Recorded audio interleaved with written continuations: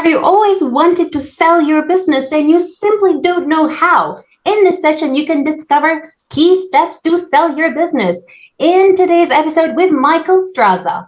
And he's a fractional COO, CFO, and he has over 25 years of experience, and he knows what it takes to help CEOs and other business leaders resolve the blind spots that keep their businesses from growing. And he can identify key operations gaps and develop a plan of action, and he can help you with so much stuff in your business you're not going to believe. You can read all of that in the description. So, what are the key steps for entrepreneurs to sell their business?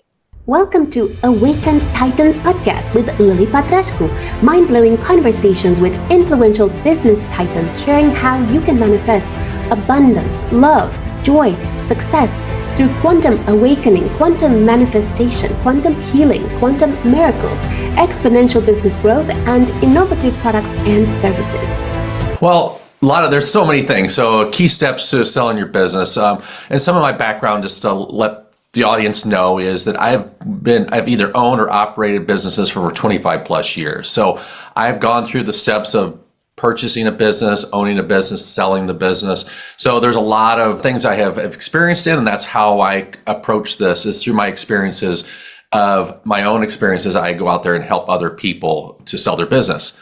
So one of the first things, of course, if owning a business, is you need to make sure all your documentation, you start with your legal side of things. So making sure your documentation, articles of incorporation, all the things that you would possibly need to have when someone is looking to buy your business and saying, okay, do you have, how did you start your business? Is it incorporated? Do you have all the legal stuff? So making sure you always have that in a nice file, digital, so you can pass that on to whoever is going to broker your sale of your company, if it's yourself or somebody else.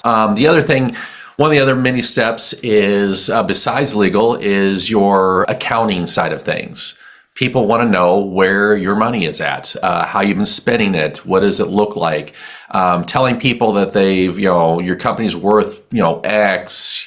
They want to have proof. They want to have a look at that. When you're doing that process and you're looking for a price and someone's agreeing to it, of course, there's always that 90-day due diligence time where people will say, okay, I want to look at all your books, your tax returns.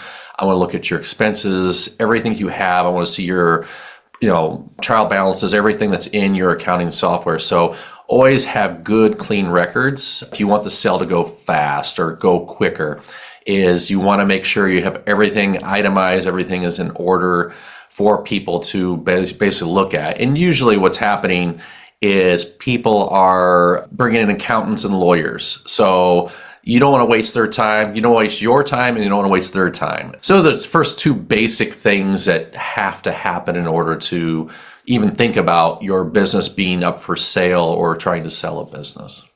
Thank you. Are there any fast track quick steps entrepreneurs can take to sort of tidy up the business before they think about selling it? Yes, a lot of it is going back to the finances, which is a big part of any business, is like, where's my money? Where's the money of the company? That. So making sure you have good, clean books, hiring a good bookkeeper. Generally, a CEO of a company that's just started the business or has been doing it for a long time is not the person that should be keeping the books. They can do it, yes. When you're a startup or something, but leaner, some people are like, oh, I'm a lean company. I'm trying to, not spend money where I don't need to. But sometimes it's best to spend the money to make sure you're following all the accounting principles out there and you're making sure you're taking care of what is supposed to be there. Because I've looked at many financial records of people and they don't put the things in the right categories. And it's very confusing and it will scare a buyer away by looking at this and say, okay, these numbers don't match. This should not be in this expense or category. And you really need to make sure that it's good and cleaned up. Thank you. If you have an entrepreneur who is thinking about selling his business in 5 years, which means he has quite a lot of time to figure things out, what sort of things would you put in place to make sure the business is not only sellable, but sellable at the highest possible price? Well, again, it's just like you want to, as anybody in your organization, you're trying to make sure how does everything look? So in the 5 years, you have projections of what your sales is going to be.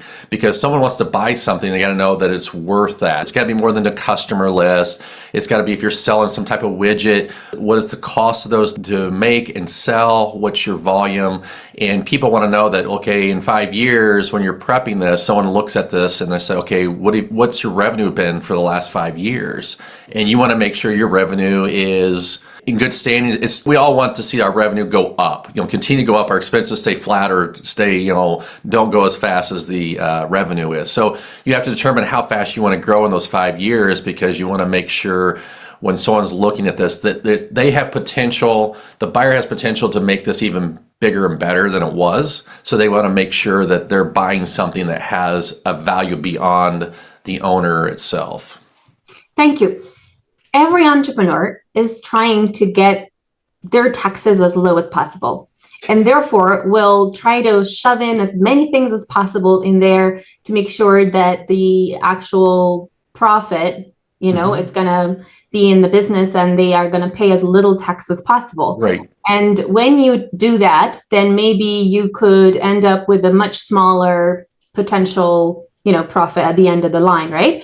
So I wonder, is there any benefit in entrepreneurs making sure that there is a higher profit in keeping sort of like cleaner books in a way to make sure that the business is more sellable? A lot of times, this is my experience over the years, starting my own companies and helping people is like, there's always that balance of nobody wants to pay taxes, but you have to. I mean, that's just the reality of it. But a lot of it is trying to figure out what your makeup of your company is. Do you have a lot of employees? Or is this very little employees, but you have a high revenue? It all depends the type of company you have. And generally, a lot of people will tell you, try to break even. I mean, make sure you're bringing in a lot of money, but by the end of the day, with expenses and everything else, you're breaking even. So that is always a tough target to hit, and people try to, and sometimes they're successful at it, and other times you just have to be careful. And that's why I always say, get a really good accountant, CPA person. You can do most of the work, but then when it comes time to what is allowable and not allowable to do, you want someone like that to be able to guide you, because you get yourself in some pretty big tax problems, thinking you're saving yourself money, and then you realize that you owe a lot of money, and the government is not very forgiving if you owe them money. Thank you. Tell me about your role as a COO, CFO, fractional COO and CFO. What benefit is there in hiring a person like you to help with the business in terms of selling it? Yeah. Well, a lot of it is based off years of experience, the time I can put into it, the knowledge of selling businesses before, and how to go about that, what the steps are, the first set of steps, and what it is to walk them through that process from start to finish, because there's always going to be something you don't realize. So for me, hiring me basically helps you avoid those pitfalls and also adjust. Because I've dealt with this, there's not too many surprises, but there's things that you hire me, I'm going to take care of those things to adjust to make sure, because you still got to run the company. And there's a lot that needs to happen during the process of selling that I will take care of for you, so you can continue to focus on your company, so you get the best dollar for your business, that you're getting paid the maximum amount when you want to sell and move on to something else. So then I'm that person that basically helps you with that. And you're paying me at a certain fraction of that cost. You're not paying me as a full-time employee of a CEO or CFO. Thank you. What are the key metrics to look at in terms of valuing your business? Yeah, so when you're evaluating your business, again, you're looking at what type of business you are. So then when you understand the type of business you are doing, if you're selling something, basically what your sales, where does your revenue come from? So you're trying to basically understand that. And from there, you're determining, okay, how do I maximize what you're trying to accomplish? And I think that's where it is I think the key metric is looking at is how do they play out? Which one is going more positive than negative?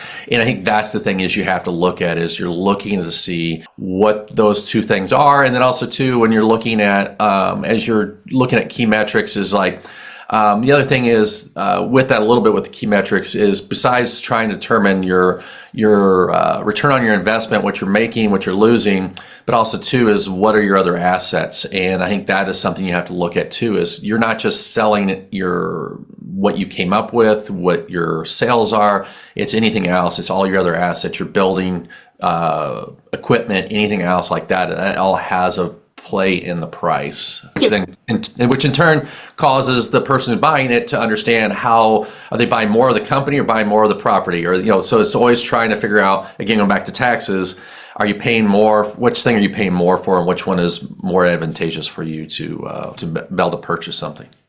Thank you. Now imagine you have a business that is making 500K revenue per year and is making, let's say, 50K profit. How would you calculate how much you can sell that business for? There's a lot of equations out there that you basically are saying, okay, if I'm bringing in this much revenue and my profit's only this, it's really trying to look at, okay, overall, depending if you're selling to what size of organization is this as a portfolio piece that they're looking to do? So you're looking at, sometimes it's, 3 times the amount. It all depends on the type of industry you're in. You have basically a multiplier that you can take and multiply what your revenue is times a certain amount, and that'll determine this is what your asking price should be. And so yeah, I wish I had the exact formula I could put in front of the screen here. But basically, yeah, there's a formula based off the type of industry you're in. You will use that multiplier and decide this is a price. And again, you have to find, it also depends on where your market is at. So if you're in a certain market, a large city, and this is something that's easily be sold and, logistic wise, it's easier for people, then you might be able to ask more of a price. If you're in a smaller community that there's very few buyers in the community and you have to reach outside of that, you might limit yourself on how you're going to do that. So then your multiplier would change based off region and just your location where your base is. Thank you. I always thought it was going to be a multiplier of 5 typically, but I wasn't sure if it was times the revenue or times the profit that they were multiplying. It all depends on what people are looking at. But yeah, there are, like I said, there's when I've looked at some industries such as, I think it was hotels recently, I think it's a multiplier of 3. And that is basically, even if the organization, which is interesting, thing is, even if the hotel is not making the money that it used to, you still will use a multiplier of 3 because that's their industry standard they use in that particular area. So again, depending on the industry is what that multiplier will be, which is interesting because you sometimes is like, well, that's no way you're going to get that because it's just no, especially if someone wants to buy it for something else other than a hotel.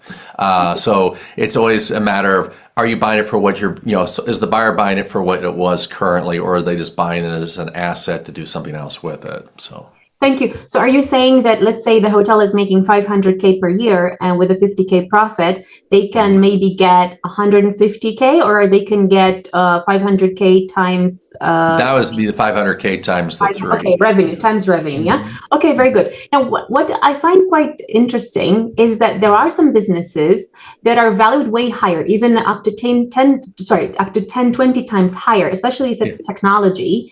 And what I find quite shocking is even companies that don't have any profit and are making losses can be valued very high. Can you tell us more about that? Yeah, what happens is, and I've had this experience before because I've invested in other companies and just as an investment purposes. And again, what happens is you have this projected revenue. Someone invests money, they put in $250,000 dollars into this company. Well, then there's a multiplier that they're basing off this, is saying, well, this person invested this much, so it multiplies what the value of the company is. Sometimes it's very overinflated, and you've seen that. Well, I've seen that back in the 90s, where there was a lot of tech companies, Silicon Valley and other places, where there were companies that were valued way over than they were what they really were, because they weren't producing anything, they weren't making any money. They were just this idea, like, oh my gosh, look, they have this idea, and it's like everyone's excited, so that everyone keeps on throwing money at it, thinking it's going to be this next big thing. And a lot of times when in early 2000, I can't remember, 99 or 2000, the tech bubble burst and all these people lost all their money because they invested in these companies that had nothing to show for it. There was nothing on the books. There was just like this idea.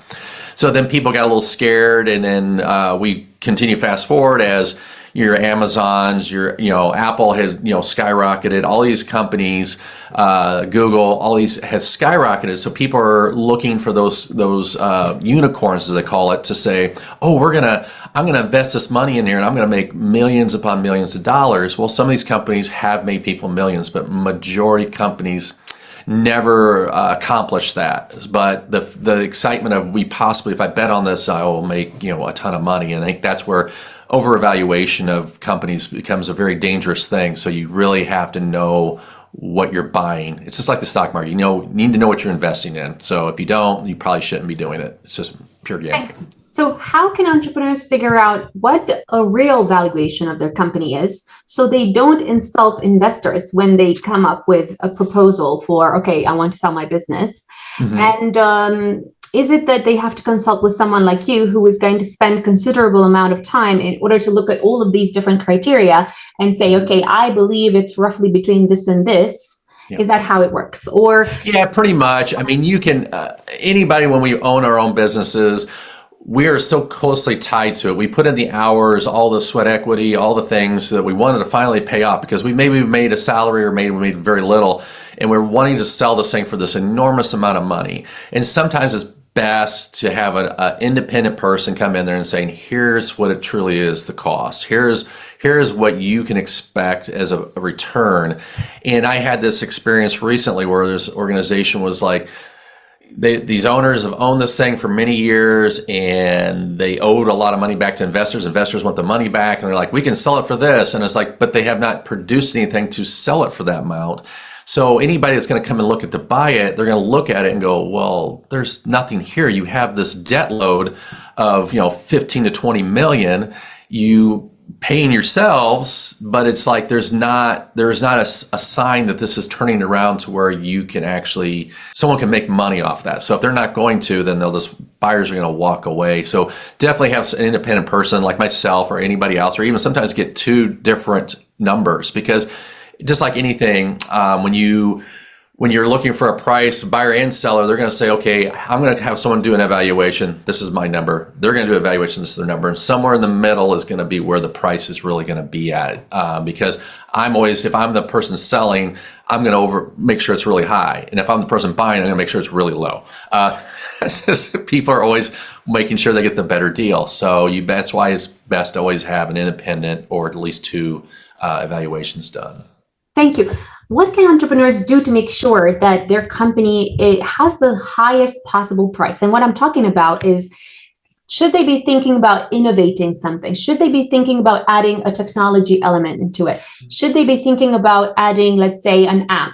Or perhaps, standard operating procedures, or that's something they should all have.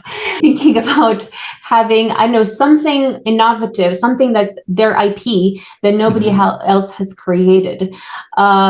Should they be thinking about adding a membership? What do you recommend they do in order to considerably magnify the potentiality of selling the business at a very high price? Yeah, a lot of that is, those are all things that people, some people get into starting a business because they want to, create an app or something like that has this. But again, you have to show the track record that it actually makes money. So you have a, subscription model it's been big for many, many years, where people are like, okay, I've been doing this business for a long time. I know everyone's been pushing out there, let's do subscription model. So where everyone pays, anywhere from $5 to $20 a month. And what the reality is, some people are just hoping they forget about that's being charged on their credit card or bank account, and they just keep on paying it forever, and just like, oh yeah, it's not a big deal, I'm not going to worry about it. So then they just keep on doing it. So you have always recurring revenue.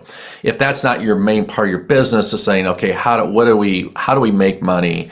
Is it solely in this one thing that we build and ship out to people, or is an app that actually helps, attract and get more money? So again, it's understanding your return on your investment. Everyone always wants to know what that is, and everybody in your organization is trying to determine what things will best give us the money that we need. So yes, if you want to do an app and it helps you in this one area, or efficiencies, always operational efficiencies is always important. You need to have those things in place from the beginning, because as you're growing fast, as some entrepreneurs do, their company just is growing so rapidly, they don't do all the things they should have done, and so they're like, oh, we'll get to it later, and then later comes up and they're losing money. They're hemorrhaging money all the time, and they don't know why. Well, it's because they didn't have anything in a process, and then they can't keep up the pace. Their expenses are outpacing their revenue. Thank you. What are the types of things entrepreneurs miss out on doing in order to sell their business? What do they miss out on? That's a good question. Can you explain that a little bit more? I'm sorry. It's like, what do they fail to do?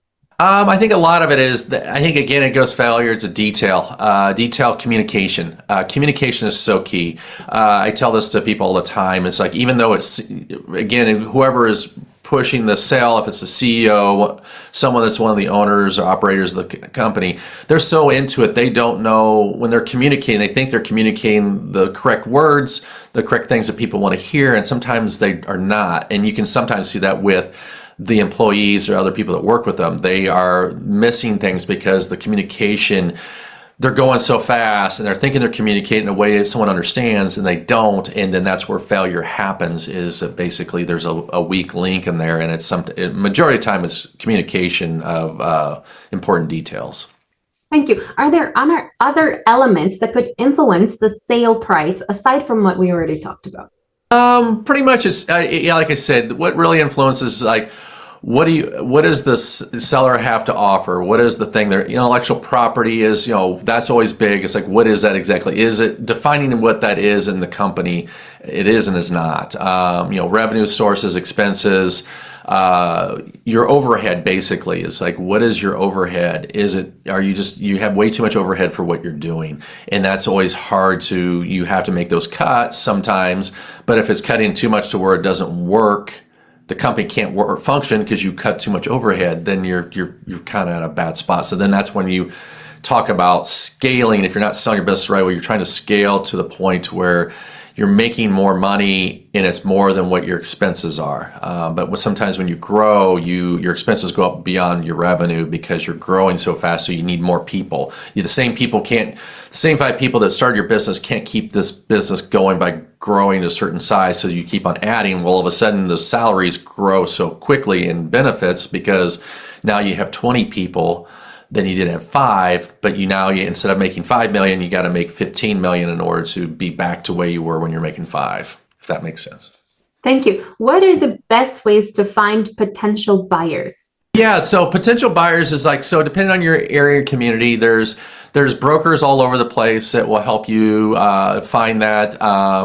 Talking to people, networking is always the big thing. So when I'm always in my community, I'm networking all the time with people, not because I'm selling something for myself or trying to get people to use me in their business. It's just constantly talking to people, hearing what's going on, so that, again, listening to what is going on in your community or the city itself, is trying to say, okay, here's what's happening here. These are people that I'm connected to. So then when you have these kind of business meetings or other random meetings that you're part of, you hear things, and then you're like, okay, you picked up on this. And then as people know who you are and what you're doing, there's always that opportunity to find those people that are looking at. Because there's been times I've been in a meeting and someone's talking about, like, they want to sell their business. They've been doing it for 30 years and they're like, I don't know where to go. But then I'm in another meeting and you hear somebody saying, I really like to invest in something, I just don't know what to invest in. So it's making that connection and that tie those people together, so they, like, hey, I have somebody for you. You have this. It's like a Thank you. What should a seller look for in a potential buyer to ensure that there is a right fit? A lot of it is kind of almost doing an interview process, kind of like when you interview for people to work for you or whatever. You You want to make sure just because somebody has, can write you a check or whatever, is like, depending on what you want. If you're just like, I just want the highest dollars, I could care less, and then go find that person. Or somebody's like, I want someone that has a similar mindset or mission or vision of what this company is going to do and grow. And I want to make sure my employees are protected. I want to make sure they're not getting fired tomorrow. And there's never a guarantee any of that. But again, trying to find somebody that has a very similar ideas, philosophy, and running a business. So you want to kind of look for that. So it's kind of, you're doing an interview process. Like, okay, does this fit to what I want to do? Or is it just like, I just want to make 10x of what I put into this thing, and I don't care what happens. So again, it goes back to, what is the purpose? What is your purpose for selling? And then basically you fit everything around that purpose to make the price that you want and the person you want to buy it. Thank you. What's the best way to get the best possible price for your business?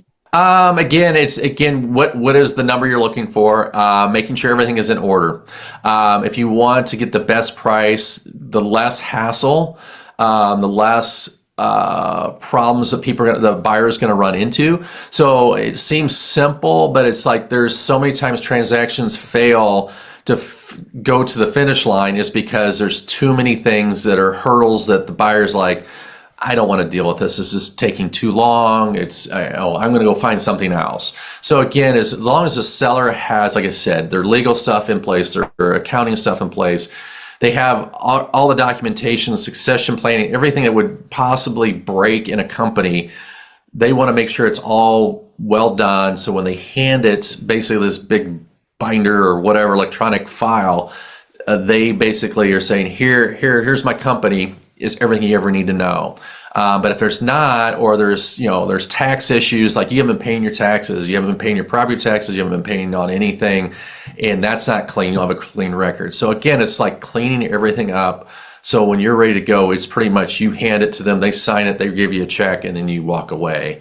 That's going to be the cleanest, the best way you're going to get your best price. Thank you. Now, I know of a situation, where a friend of mine was part of a business where the business got sold, and then he was one of the key people who knew crucial information, and it was so crucial. What was funny was that they hadn't thought of him. Yeah. So as soon as he realized he was in such a good position whereby he was the only one who knew something in particular about the business that hadn't been transmitted, and he kind of almost blackmailed the people in the sense of, oh, you have to pay me, I can't remember how much it was, like £500 an hour or something ridiculous like that, to teach you this stuff. How do you make sure to implement crucial steps like this so the business doesn't lose money? Yeah, a lot of what, again, with some of the organizations I've worked with recently, is I make sure everyone's job that they do there is in some type of written form, something recorded somewhere. So everything that person does is in that particular area, from context to everything you can think of to make that position run. So as an owner or one of the main people, you want to make sure everything is very detailed, and most companies are not that way. They don't keep detailed records, and then they sell, or let's say even you always notice this more when you have an employee leaves or upset, they leave, they're out of there, and they're like, well, I'm taking all my stuff with me. And there's a lot of institutional knowledge is lost because that person was the only one that knew it. So I always try to make sure people record everything they do in their job, not because I'm getting rid of them, not because I'm selling the business, it's because it's just standard operating procedure to say, let's just do these things. So if something does happen, we have that. And then also too, trying, if it's one of those weird relationships over time, there's one side is upset that they're not getting compensated for something. A lot of times, a lot of business people will sign documents that says you have to provide this information. You can't hold us hostage to sell the business because that could devalue the company. Or business people are saying, you know what? We're going to release you. You can work for this company for X amount of time for whatever you want to do, but you cannot interfere with the sell of this business. But if you want to be hired by them for a year or so to do something, you can do that. This all depends on the value that person brings and then also too what the company thinks the value of that person is to make sure the sale happens. Thank you. What are some creative ways to sell a business? Creative ways. Sometimes if you depending on how big of the organization is, you can sell it off in pieces. You can sell it to the employees. There's an employee owned. You could sell basically say, you know what, the employees want to make sure they feel comfortable in what they're, who's going to be taking this. So instead, the business sells it to the employees. There's, it's almost sold like stock. Everyone owns a percentage of the business, and everyone's an owner, but they still have a hierarchy of who's in charge on a daily basis. But again, it could be employee owned. That's another option that people throwing out there that I've seen. A lot of it is just the other creative things is just trying to hire, again, if it's just one employee or two that are like wanting to buy it, sometimes you don't have to go outside the business to sell the business. Or you find a vendor or somebody else that you're trying, you do business with a lot, and this is an area they would be glad to buy from you because it makes sense. And I've seen that with other companies where somebody had owned a company for 10, 15 years, made very good money, but one of their clients was a great client, was one of their top clients, and the client finally said, you know what, we'd like to buy this from you, and you can work for us for X amount of years, and you will get paid this, and this, but we'll pay you all up front for your business itself, but we will keep you on as a salaried person for the next 5 years. And you get to do whatever you want. So there's always those creative things. It's like there's never one thing fits all, and it's just a matter of how creative you can be to make something happen. And it's just basically comes down to if both parties are going to be happy with what the outcome is, then yeah, anything's possible. Thank you. What's the difference between a fractional COO and CFO and an accountant? So for myself, for the fractional part of it is, again, it's a fraction of the time of doing the operations or the financials. CPA is, you can be, a lot of times CFOs or fractional CFOs are CPAs, and if they're not, they have a well-versed knowledge of all accounting things. I always have a CPA that I always have. I even, for one of the things I'm doing currently, I hired a CPA to do some of this other work because sometimes people feel more comfortable with a CPA. They can stamp and say, hey, this is, I'm certified public accountant. So they're like, okay, that feels good. I can still do the same things. Or they have the training, they continue to get training on a certain specific area. If it's tax code or if it's something else, I let them take care of it. So then I just hire the people out for that particular piece. So it's like, okay, you're going to dive deep into the books, deep into the finances. I'm going to look at the big overview and some of the certain key things I'm going to look at. But for really getting into the why is this line item say it's negative this, or why is it so, your budget this, but you're this. And that's where I bring a CPA and I just set them loose, and they're kind of like an investigator. So they're investigating the finances and where I don't have the time to investigate all the details. Follow us for more interviews with world's most influential business titans, providing you with the insights to awaken to your full potential so you can get paid to be yourself, find true happiness, and manifest anything you desire.